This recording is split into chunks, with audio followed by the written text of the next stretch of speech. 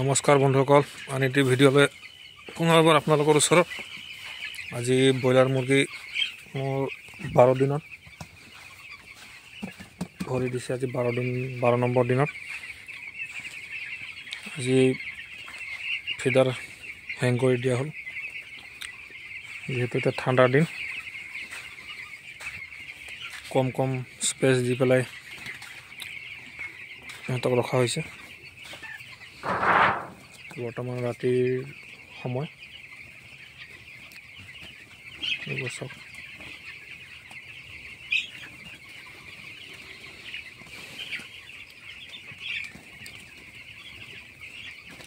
বাৰ number দিনত আজি ইহঁতৰ ওজন প্ৰায় 350 গ্ৰামমান আছে।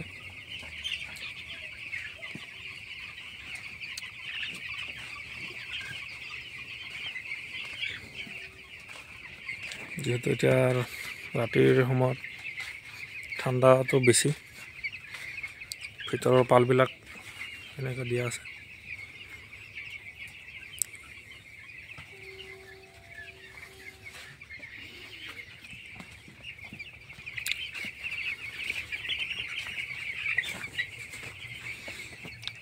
লিটাৰবোৰ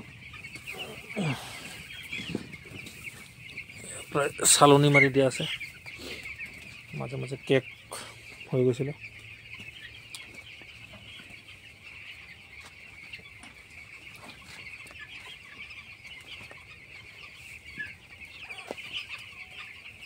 পোৱালিবোৰৰ গ্ৰথ কেনেকুৱা হৈছে জনাব। চব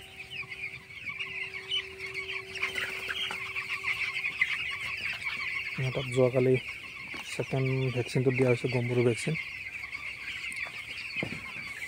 আজি এণ্টিবায়'টিক চলোৱা হৈছে ৰাতিৰ ভাগত। বৰ্তমান টেম্পাৰেচাৰ 77 ডিগ্ৰী ফাৰেনহাইট।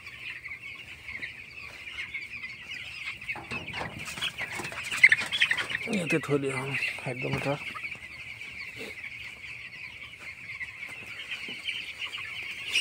যিহেতু আজি সিহঁতক অলপ স্পেচ বঢ়াই দিয়া হৈছে, মানে মুৰ্গীবিলাক ছাইডত এয়া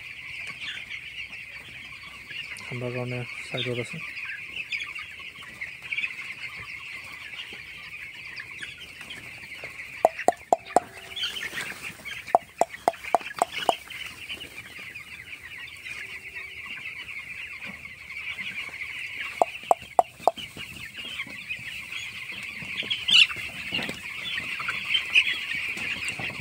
ঠাণ্ডা দিনৰ মেনেজমেণ্ট যিসকলে ব্ৰইলাৰ ফাৰ্ম কৰি আছে তেখেতসকলে জানিব।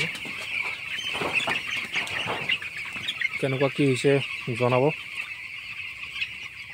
কমেণ্ট কৰিলে ভাল লাগে। আৰু ভিডিঅ' প্ৰস্তুত কৰাৰ বেলেগ কাৰণ নাই, জনাসকলে ভুলটো জনাব আৰু নজনাসকলে চাব পাৰিব।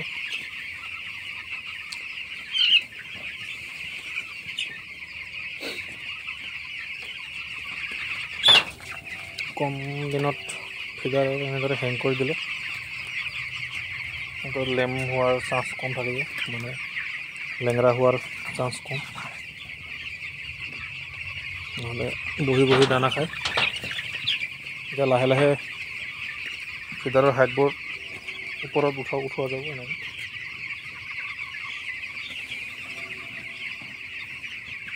গতিকে এইখিনিয়ে।